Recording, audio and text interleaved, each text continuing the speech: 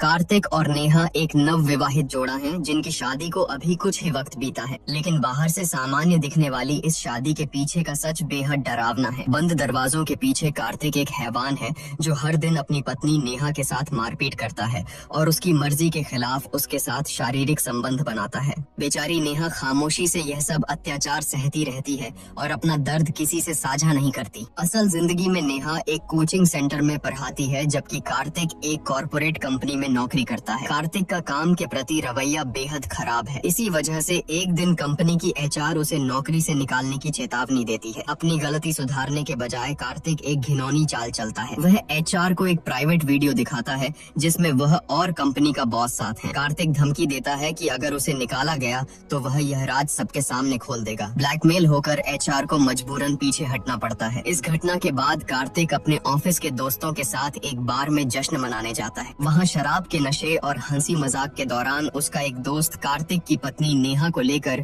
कुछ भद्दी बात कह देता है। यह सुनते ही कार्तिक के सिर पर खून सवार हो जाता है। वह गुस्से में एक कांच की बोतल तोड़कर उस दोस्त के सिर पर दे मारता है और उसे बुरी तरह पीटता है। बार में हुए इस हिंसक झगड़े के बाद कार्तिक गुस्से में भिनभिनाता हुआ घर लौटता है। घर की मेड दरवाजा खोलती है। कार्तिक अंदर आते ही चिल्लाकर नेहा को आवाज लगाता है। नेहा अपने किसी काम में व्यस्त होने के कारण उस पर ध्यान नहीं दे पाती। कार्तिक झल्लाकर उससे एस्ट्रे मांगता है, लेकिन नेहा की तरफ से कोई जवाब नहीं आता। तब कार्तिक एक खौफनाक दाम चलता है और कहता है कि अगर तुम मुझे एस्ट्रे लाकर दोगी तो आज रात मैं तुम्हें अकेला सोने दूंगा। कार्तिक के पास न जाने और अकेला सोने की बात सुनते ही नेहा तुरंत एस्ट्रे ढूंढने लगती है। उसकी यह बेताबी देखकर कार्तिक का अहंकार बुरी तरह आहत हो जाता है। उसका गुस्सा 7वें आसमान पर पहुंच जाता है। वह चीखता है कि जब उसने आवाज दी तब उसने नहीं सुनी, लेकिन उससे दूर रहने की बात पर वह तुरंत दौड़ पड़ी। वह दरिंदगी पर उतर आता है और नेहा को बेरहमी से पीटने लगता है। इसी हाथापाई के दौरान उसकी नजर नेहा के हाथ पर गुदे गौतम नाम के टैटू पर पड़ती है। यह देखकर कार्तिक का पागलपन और बढ़ जाता है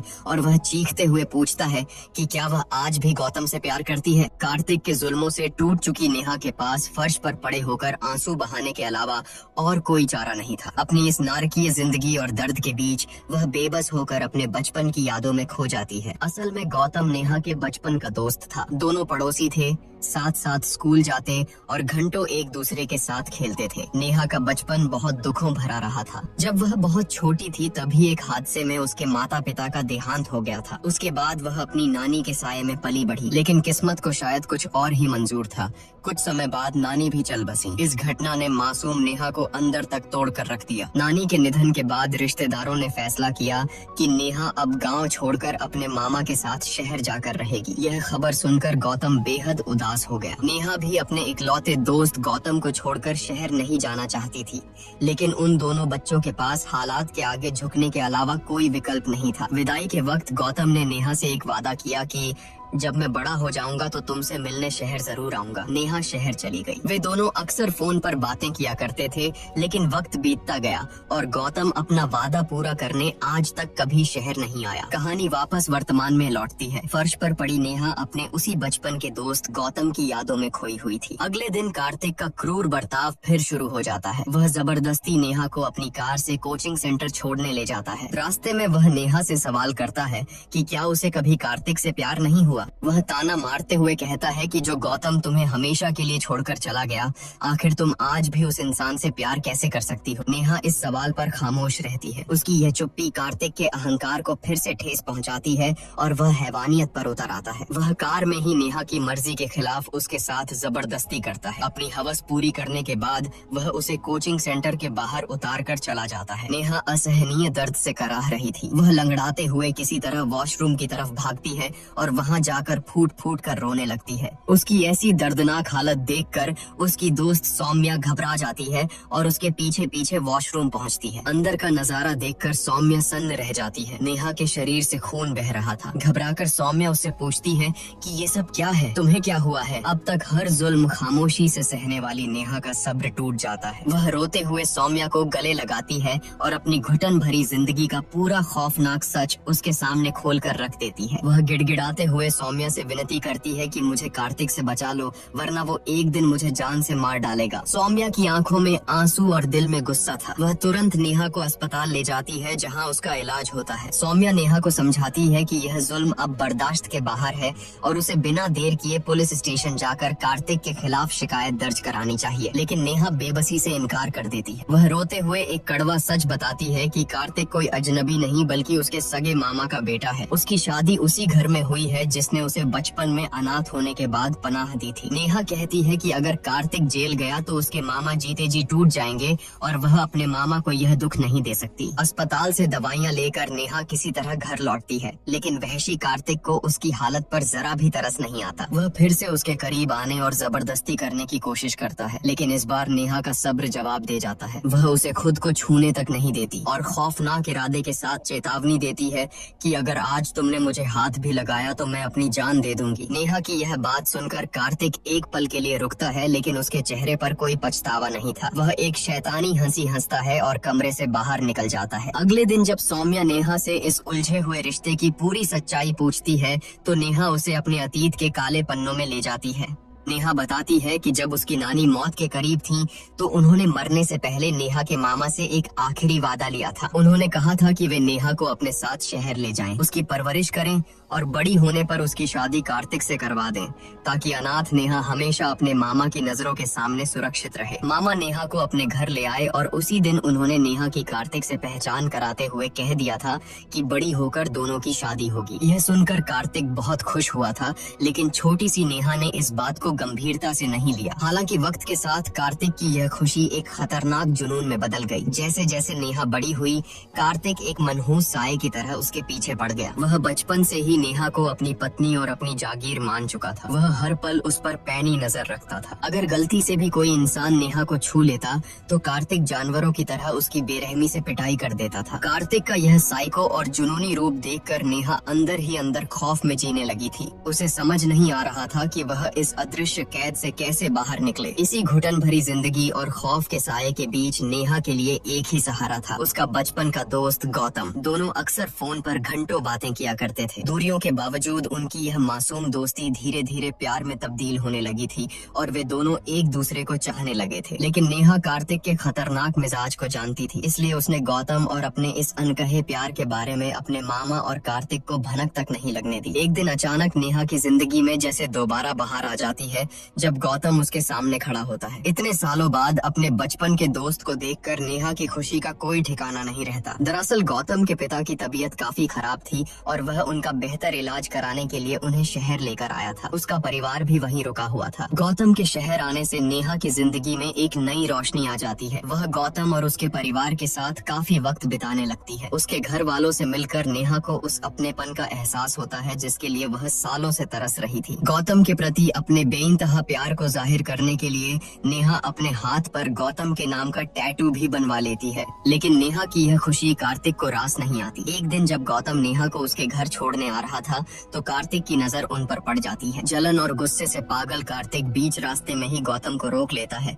और उस पर टूट पड़ता है। वह गौतम को बेतहाशा पीटता है। दुर्भाग्य से नेहा के मामा किसी काम से शहर से बाहर गए हुए थे, इसलिए वह चाहकर भी उन्हें गौतम या कार्तिक की इस दरिंदगी के बारे में कुछ नहीं बता पाती। इधर कार्तिक का पागलपन सारी हदें पार कर देता है। वह नेहा को डराते हुए खुली धमकी देता है कि अगर उसने चुपचाप उससे शादी नहीं की तो वह गौतम को जान से मार देगा। कार्तिक की धमकियों और गौतम की जान को खतरे में देखकर नेहा अंदर तक कांप जाती है। डर और बेबसी में आकर वह अपनी जान देने की कोशिश करती है। एन उसी वक्त उसके मामा वहां पहुंच जाते हैं और नेहा की हालत देखकर उनके होश उड़ जाते हैं। वह कार्तिक की मदद से नेहा को तुरंत अस्पताल ले जाते हैं। जब नेहा की हालत सुधरती है और उसे होश आता है तो उसे एक और बड़ा झटका लगता है। उसे पता चलता है कि गौतम अपने परिवार के साथ वापस गांव जा चुका है और उसका फोन भी नहीं लग रहा। गौतम के इस तरह अचानक चले जाने से नेहा गहरी उलझन और तनाव में डूब जाती है। इधर अस्पताल से वापस आने के बाद कार्तिक नेहा को घर ले आता है और अपने पिता के सामने साफ कह देता है कि वह हर हाल में नेहा से ही शादी करेगा। वह बेशर्मी से कहता है कि वह जानता है नेहा गौतम से प्यार करती है, लेकिन गौतम तो उसे छोड़कर भाग गया, इसलिए अब नेहा सिर्फ उसकी है। नेहा रोते हुए अपने अपने मामा से कहती है कि वह किसी भी कीमत पर कार्तिक से शादी नहीं कर सकती। अपनी भांजी को इस तरह तड़पता देख मामा आखिरकार कार्तिक के बचपन का एक स्याह सच नेहा को बताते हैं कि जब कार्तिक पैदा हुआ था तभी उसकी माँ का देहांत हो गया था। मुझे अकेले ही उसे पालना पड़ा, लेकिन अपने काम और बिजनेस में मैं इतना उलझा रहा कि कार्तिक पर कभी ध्यान ही नहीं दे पाया। मेरे वक्त न देने की वजह से कार्तिक बचपन से ही बहुत अकेला पड़ गया। उस अकेलेपन को दूर करने के लिए उसने अपने पास एक गुड़िया रख ली थी। वह दिन रात उसी बेजान गुड़िया से बातें करता था और उसे अपनी जागीर मान बैठा था, और आज तुम उसके लिए वही गुड़िया बन चुकी हो। मामा अपनी बात आगे बढ़ाते हुए नेहा को बताते हैं कि कार्तिक के अजीब बर्ताव से परेशान होकर उन्होंने उसे एक डॉक्टर को दिखाया था। डॉक्टर ने सलाह दी कि कार्तिक को अपने खोल से बाहर निकालकर दूसरे बच्चों के साथ घुलने मिलने का मौका दिया जाए। मामा ने कोशिश भी की। उन्होंने कार्तिक को बाहर खेलने भेजा, लेकिन नतीजा हमेशा भयानक होता। कार्तिक या तो बच्चों को बुरी तरह परेशान करता या उनके साथ हिंसक मारपीट करके घर लौटता। मामा समझ ही नहीं पा रहे थे कि इस लाइलाज पागलपन का क्या किया जाए। लेकिन जब अनाथ नेहा उस घर में आई तो एक चमत्कार सा हुआ। नेहा को देखते ही कार्तिक पूरी तरह बदल गया। उसने उस बेजान प्लास्टिक की गुड़िया को हमेशा के लिए अपनी जिंदगी से निकाल फेंका और नेहा के साथ बहुत अच्छे से रहने लगा। यह बदलाव देखकर मामा के मन में एक झूठी उम्मीद जाग गई। उन्हें लगा कि अगर नेहा और कार्तिक की शादी हो जाए तो कार्तिक का मानसिक संतुलन पूरी तरह ठीक हो जाएगा और उसका गुस्सा हमेशा के लिए शांत हो जाएगा। इसी उम्मीद में उन्होंने नेहा के सामने कार्तिक से शादी करने का प्रस्ताव रखा। एक मानसिक रूप से बीमार इंसान से शादी करने के लिए नेहा किसी भी कीमत पर तैयार नहीं थी, लेकिन तभी वहाँ कार्तिक आ धमका। उसकी आंखों में एक अजीब सी सनक थी। उसने अपने ही पिता के सामने चीखते हुए ऐलान किया कि अगर उसकी शादी नेहा से नहीं हुई तो या तो वह अपनी जान दे देगा या फिर उन्हें मार डालेगा। फिर वह नेहा की तरफ मुड़ा और एक खौफनाक धमकी दी कि अगर तुमने मुझसे शादी के लिए हामी नहीं भरी तो मैं तुम्हारे इन प्यारे मामा की जान ले लूंगा। अपने मामा की जान खतरे में देखकर नेहा अंदर तक टूट गई। जिन मामा ने उसे अनाथ होने पर छत दी थी, उनकी जान बचाने के लिए नेहा के पास कोई और विकल्प नहीं था। बेबसी के आंसुओं के साथ उसने इस शादी के लिए हाँ कर दी। उस दिन के बाद से नेहा एक ऐसी शादी के बंधन में बंध गई जो उसके लिए किसी नरक से कम नहीं था। वह बस घुट घुट कर कार्तिक के जुल्मों को झेल रही थी। कहानी एक बार फिर वर्तमान की उस खौफनाक रात में लौटती है। बेडरूम में कार्तिक का वहशीपन फिर जाग उठता है और वह नेहा के साथ जबरदस्ती करने की कोशिश करता है, लेकिन इस बार नेहा की सहन शक्ति जवाब दे जाती है। वह कार्तिक को पूरी ताकत से धक्का देती है और चीख कर कहती है कि अगर तुमने मुझे छुआ भी तो मैं खुद को खत्म कर लूंगी। एक साइकोपैथ के लिए यह धमकी कोई मायने नहीं रखती। कार्तिक एक खौफनाक हंसी हंसता है और पास रखा पेट्रोल अपने ऊपर उंडेल लेता है। हाथ में माचिस लेकर वह नेहा को घूरते हुए कहता है कि अगर तुमने मुझे अभी इसी वक्त आई लव यू नहीं बोला तो मैं खुद को आग लगा लूंगा। कार्तिक के इस आत्मघाती पागलपन को देखकर नेहा बुरी तरह सहम जाती है। वह डर के मारे कांपते हुए किसी तरह आई लव यू बोल देती है, लेकिन उस वक्त उसके दिल के हर कोने में कार्तिक के लिए सिर्फ और सिर्फ नफरत सुलग रही थी। उसी रात जब कार्तिक बेफिक्र होकर गहरी नींद में सो जाता है, तब नेहा अपनी जिंदगी का सबसे बड़ा फैसला लेती है। वह दबे पांव बिना कोई आहट किए उस नरकनुमा घर से निकलती है और अंधेरे में गुम हो जाती है। अगली सुबह जब कार्तिक की नींद खुलती है तो पूरे घर में नेहा को न पाकर उसका पागलपन सारी हदें पार कर जाता है। वह पागलों की तरह नेहा का मोबाइल नंबर मिलाता है, लेकिन दूसरी तरफ से सिर्फ एक ही आवाज आती है कि उसका फोन स्विच ऑफ था। नेहा के इस तरह अचानक गायब हो जाने से कार्तिक का दिमागी संतुलन पूरी तरह डगमगा जाता है। वह पागलों की तरह शहर के कोने कोने में उसे ढूंढता है, लेकिन नेहा का कोई सुराग नहीं मिलता। हताशा और गुस्से में वह नेहा की दोस्त सौम्या के घर पहुंचता है और उसे जान से मारने की धमकी देता है, लेकिन सौम्या भी खौफजदा होकर यही कहती है कि उसे नेहा के बारे में कुछ भी नहीं पता। हर तरफ से खाली हाथ रहने के बाद कार्तिक खुद को शराब के नशे में डुबो लेता है। वह लड़खड़ाते कदमों से घर लौटता है। उस वक्त घर पर उनकी मेड दीप्ति मौजूद थी। भारी नशे और दिमागी विक्षिप्तता के कारण कार्तिक को दीप्ति के चेहरे में नेहा का अक्स नजर आने लगता है। इसी खौफनाक भ्रम में वह दीप्ति के साथ जबरदस्ती करने लगता है। शुरुआत में दीप्ति खुद को बचाने की पूरी कोशिश करती है, लेकिन कार्तिक की हैवानियत के आगे हार मानकर वह विरोध करना छोड़ देती है। लेकिन कार्तिक का वहशीपन यही नहीं रुकता। अगले दिन होश में आने पर वह उसी दीप्ति को बेरहमी से पीटने लगता है। कार्तिक समझ नहीं पा रहा था कि नेहा कहाँ गई और वह अपने इस पागलपन का क्या करे। इसी कुंठा में वह अकेले ही घर का सारा सामान सामान तोड़ने फोड़ने लगता है। मलबे के बीच उसे अचानक अपनी वही पुरानी प्लास्टिक की गुड़िया मिलती है। यह वही गुड़िया थी जिससे नेहा के उसकी जिंदगी में आने से पहले वह अपने दिल की हर बात साझा किया करता था। अपनी पुरानी मानसिक बीमारी की गिरफ्त में आकर कार्तिक आज फिर उसी बेजान गुड़िया से बातें करने लगता है। तभी अचानक कमरे में नेहा आ खड़ी होती है। नेहा को अपने सामने जिंदा देखकर कार्तिक की खुशी का ठिकाना नहीं रहता, लेकिन नेहा के चेहरे पर कोई भाव नहीं था। वह कड़े लहजे में कार्तिक से कहती है कि उसे कोई फर्क नहीं पड़ता कि कार्तिक जिंदा रहे या मर जाए, वह उसके साथ एक पल भी नहीं रहना चाहती। जब कार्तिक को गुस्सा आने लगता है तो नेहा उसकी जलती हुई आग में घी डालते हुए कहती है कि मैं सिर्फ गौतम से प्यार करती हूँ और हमेशा उसी से प्यार करती रहूंगी। गौतम का नाम सुनते ही कार्तिक के दिमाग की नसें फटने लगती हैं। उसका पागलपन सारी हदें पार कर जाता है और वह पास रखी कांच की एक भारी बोतल उठाकर पूरी ताकत से नेहा के सिर पर दे मारता है। नेहा लहूलुहान होकर वहीं फर्श पर गिर पड़ती है और अत्यधिक तनाव व नशे के कारण कार्तिक भी वहीं बेहोश हो जाता है। कार्तिक के घर से आ रही टूटने फूटने और चीखने की भयानक आवाजों को सुनकर पड़ोसी सहम जाते हैं और पुलिस को बुला लेते हैं। जब पुलिस दरवाजा तोड़कर अंदर आती है तो कार्तिक को होश आता है। वह बदहवास होकर पुलिस वालों से बार बार यही कहता है कि उसने नेहा को नहीं मारा, लेकिन सबसे हैरान करने वाली बात यह थी कि वहाँ फर्श पर नेहा थी ही नहीं। नेहा उस बंद कमरे से रहस्यमयी तरीके से गायब हो चुकी थी और कोई नहीं जानता था कि आखिर उसके साथ क्या हुआ था। पुलिस कार्तिक को गिरफ्तार करके थाने ले आती है। पूछताछ के दौरान जब एक पुलिस ऑफिसर गुस्से में आकर कार्तिक के सामने नेहा की तस्वीर को फाड़ता है तो कार्तिक का साइको रोग फिर जाग उठता है। वह बुरी तरह पैनिक करता है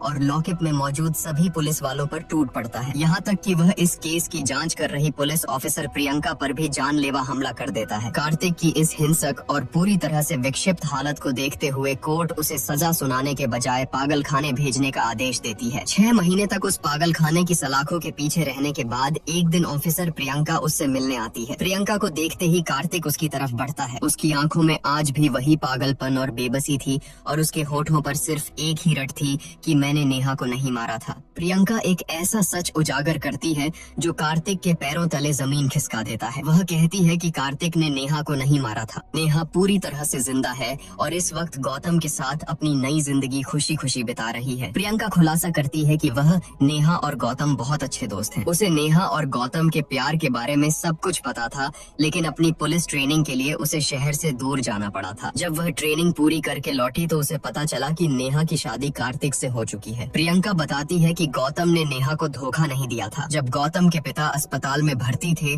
तो डॉक्टरों ने उन्हें बेहतर इलाज के लिए तुरंत मुंबई ले जाने की सलाह दी थी। जल्दबाजी में गौतम अपने परिवार को लेकर मुंबई चला गया था और इस अफरा तफरी में उसका नेहा से संपर्क पूरी तरह टूट गया था। जब गौतम मुंबई से लौटा और उसे नेहा की शादी का पता चला तो वह सीधा अस्पताल पहुंचा। उस वक्त जब सौम्या नेहा को इलाज के लिए वहां ले गई थी। गौतम जानना चाहता था कि आखिर नेहा ने यह शादी क्यों की। वहां फूट फूट कर रोते हुए नेहा ने गौतम को कार्तिक की हैवानियत, मारपीट और जबरदस्ती की पूरी खौफनाक सच्चाई बता दी थी। नेहा का दर्द और उस पर हो रहे जुल्मों को जानने के बाद प्रियंका, सौम्या और गौतम ने मिलकर कार्तिक को उसके किए की सजा दिलाने की ठानी। उन्होंने एक फुल प्रूफ प्लान बनाया। इसी योजना के तहत प्रियंका ने नेहा से कहा था कि वह चुपचाप कार्तिक का घर छोड़कर चली जाए ताकि कार्तिक का पागलपन और पैनिक अपने चरम पर पहुंच जाए। प्लान ने बिल्कुल वैसा ही काम किया। जब कार्तिक पूरी तरह से टूट चुका था तब नेहा अचानक फ्लैट पर वापस आई। उसे देखते ही कार्तिक अपने गुस्से पर काबू नहीं रख पाया। उसने नेहा के सिर पर बोतल मारी और खुद भी अत्यधिक तनाव के कारण बेहोश हो गया। नेहा के बेहोश होते ही योजना के अनुसार प्रियंका वहाँ पहुँच गयी। उसने नेहा को तुरंत वहाँ से निकालकर सुरक्षित अस्पताल पहुँचा दिया और कार्तिक को एक हत्यारे के तौर पर पुलिस ने गिरफ्तार कर लिया। प्रियंका आगे बताती है कि ठीक 1 हफ्ते पहले ही नेहा कोर्ट में जज के सामने पेश हुई थी। उसने कोर्ट रूम में कार्तिक द्वारा किए गए शारीरिक और मानसिक जुल्मों की पूरी दास्तान बयान की। सारे सबूतों और नेहा के बयान के आधार पर जज ने यह फैसला सुनाया कि कार्तिक एक खतरनाक मानसिक रोगी है और जब तक वह पूरी तरह ठीक नहीं हो जाता उसे इसी पागल खाने में कैद रखा जाएगा। इसके साथ ही कोर्ट ने नेहा को कार्तिक से तलाक भी दिला दिया। अब नेहा उस नरक से हमेशा के लिए आजाद हो चुकी है। उसने गौतम से शादी कर ली है और आज वह उसके साथ एक बेहद खुशहाल और महफूज जिंदगी जी रही है। यह पूरा सच सुनने के बाद कार्तिक अंदर से पूरी तरह टूट जाता है। उसका गुरूर और उसका पागलपन दोनों हार चुके थे। उसके पास अब पछतावे और अपनी उस गुड़िया यानी नेहा की यादों के अलावा कुछ नहीं बचा था। वह पागल खाने की उसी ठंडी कोठरी में बैठकर बेबसी से नेहा को याद करने लगता है और इसी दर्दनाक और न्यायपूर्ण